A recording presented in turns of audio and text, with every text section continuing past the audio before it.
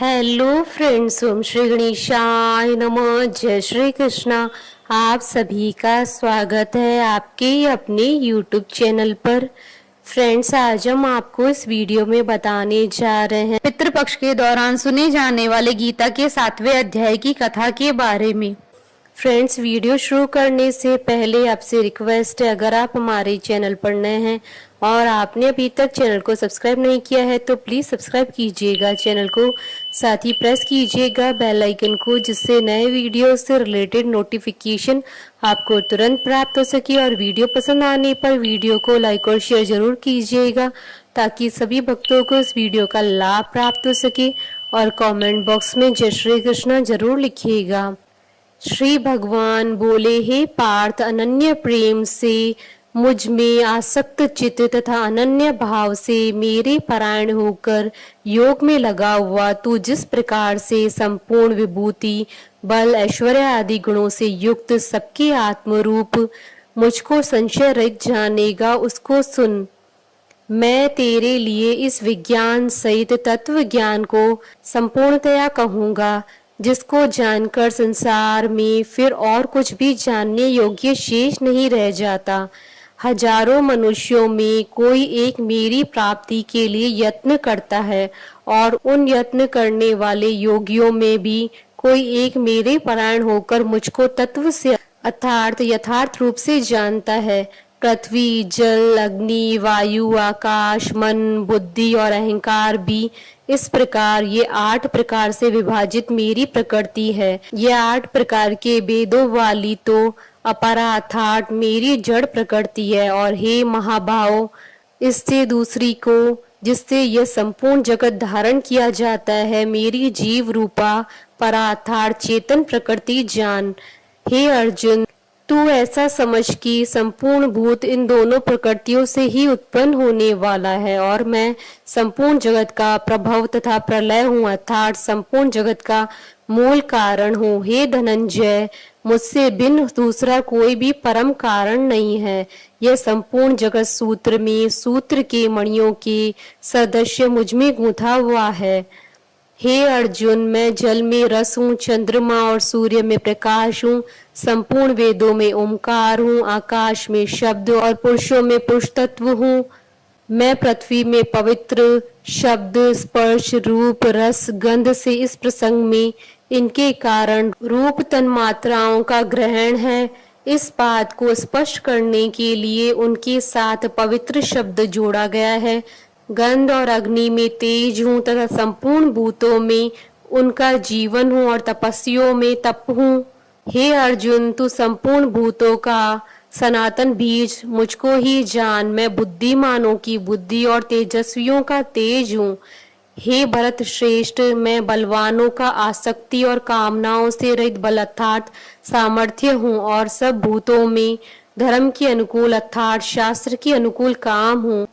और भी जो सत्व गुण से उत्पन्न होने वाले भाव हैं और जो रजोगुण से उत्पन्न होने वाले भाव हैं, उन सबको तू मुझसे ही होने वाले हैं ऐसा जान। परंतु वास्तव में गीता के 9वें अध्याय के श्लोक में चौथा पांचवा देखना चाहिए। उनमें मैं और वे मुझ में नहीं है। गुणों के कार्य रूप सात्विक, राजस और तामस, इन तीनों प्रकार के भावों से यह सारा संसार प्राणी समुदाय मोहित हो रहा है। इसलिए इन तीनों गुणों से परे मुझ अविनाशी को नहीं जानता, क्योंकि यह अलौकिक अर्थात अति अद्भुत त्रिगुणमयी मेरी माया बड़ी दुस्तर है।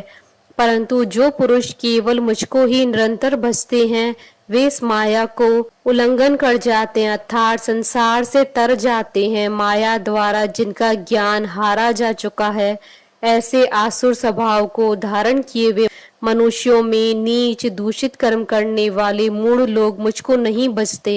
हे भरतवंशियों में श्रेष्ठ अर्जुन, उत्तम कर्म करने वाले अर्थार्थी अर्थात सांसारिक पदार्थों के लिए भजने वाला, आर्त अर्थात संकट निवारण के लिए भजने वाला, जिज्ञासु अर्थात मेरे को यथार्थ रूप से जानने की इच्छा से भजने वाला और ज्ञानी, ऐसे 4 प्रकार के भक्तजन मुझको भजते हैं। उनमें नित्य मुझ में एक ही भाव से स्थित अनन्य प्रेम भक्ति वाला ज्ञानी भक्त अति उत्तम है, क्योंकि मुझको तत्व से जानने वाले ज्ञानी को मैं अत्यंत प्रिय हूँ और वह ज्ञानी मुझे अत्यंत प्रिय है। ये सभी उदार हैं, परंतु ज्ञानी तो साक्षात मेरा ही स्वरूप है, ऐसा मेरा मत है, क्योंकि वह मंदत मन बुद्धि वाला ज्ञानी भक्त अति उत्तम गति स्वरूप मुझ में ही अच्छी प्रकार से स्थित है। बहुत जन्मों के अंत के जन्म में तत्व ज्ञान को प्राप्त पुरुष सब कुछ वासुदेव ही है। इस प्रकार मुझको बचता है वह महात्मा अत्यंत दुर्लभ है। उन भोगों की कामना द्वारा जिनका ज्ञान हारा जा चुका है, वे लोग अपने स्वभाव से प्रेरित होकर उस नियम को धारण करके अन्य देवताओं को भजते हैं, अर्थात पूजते हैं। जो सकाम भक्त जिस जिस देवता के स्वरूप को श्रद्धा से पूजना चाहता है, उस भक्त की श्रद्धा को मैं उसी देवता के प्रति स्थिर करता हूँ। वह पुरुष उस श्रद्धा से युक्त होकर उस देवता का पूजन करता है और उस देवता से मेरे द्वारा ही विधान किए हुए उन इच्छित भोगों को निसंदेह प्राप्त करता है। परंतु उन अल्प बुद्धि वालों का वह फल नाशवान है तथा वे देवताओं को पूजने वाले देवताओं को प्राप्त होते हैं और मेरे भक्त चाहे जैसे ही भजे, अंत में वे मुझे ही प्राप्त होते हैं।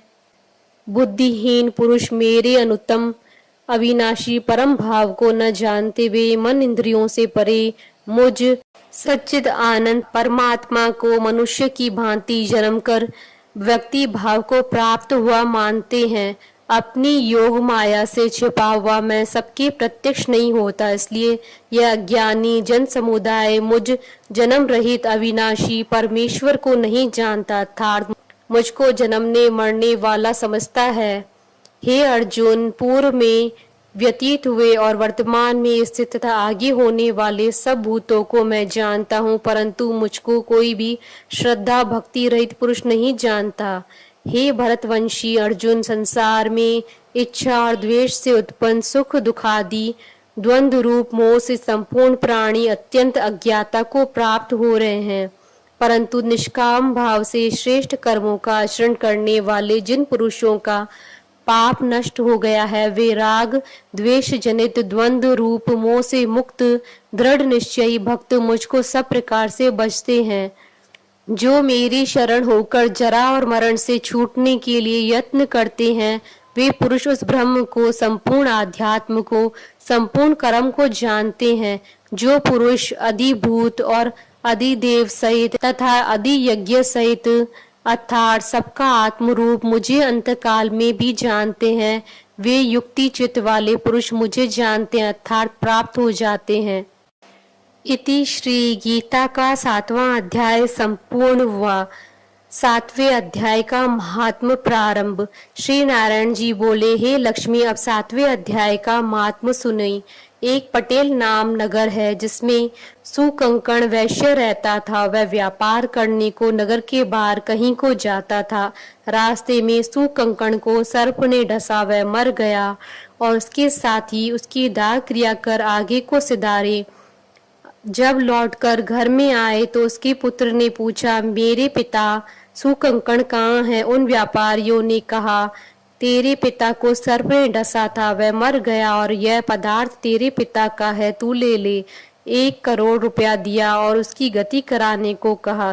क्योंकि वह अवगति मरा था, उस बालक ने अपने घर आकर ब्राह्मणों से पूछा कि सर्प से डसे की गति कैसे करानी चाहिए। पंडितों ने कहा, नारायण बलि करवाओ।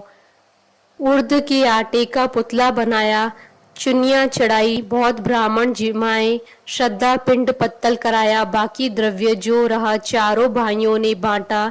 एक पुत्र ने कहा, जिस सर्प ने मेरे पिताजी को काटा है मैं उसे मारूंगा। उन व्यापारियों से पूछा, वह ठोर मुझे बताओ जहाँ मेरे पिता सुकंकण मरे हैं। व्यापारियों ने कहा, चल ले चलते हैं। वहां ले जा करके खड़ा किया, देखा तो वहां एक वामी है जिसे कंदलों के साथ खोदने लगा। वह छेद बड़ा हुआ, वहां से एक सर्प निकला।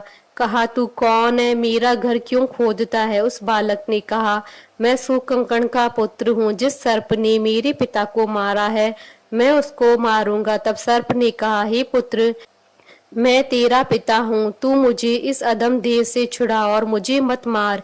यह मेरा पूर्व का कर्म था, सो मैंने भोगा। तब पुत्र ने कहा, हे पिता, कोई यत्न बताओ जिससे मेरा उद्धार हो। तब उस सर्प ने कहा, हे पुत्र, किसी गीता पाठी ब्राह्मण को घर में भोजन करवा और उसकी सेवा करके उससे आशीर्वाद ले, मेरा कल्याण होगा। तब उस बालक ने अपने घर और नगर में जितने गीता का पाठ करने वाले थे सबको बुला लिया और गीता जी के 7वें अध्याय का पाठ कराया और उनको भोजन करवाया। तब उन साधु ब्राह्मणों ने आशीर्वाद दिया। तत्काल वह अधम देह से छूटकर देव देही पाकर विमान पर चढ़कर आकाश मार्ग को जाता हुआ अपने पुत्र को धन्य धन्य करता हुआ वैकुंठ धाम को प्राप्त हुआ। इति श्री गीता के 7वें अध्याय का महात्म समाप्त।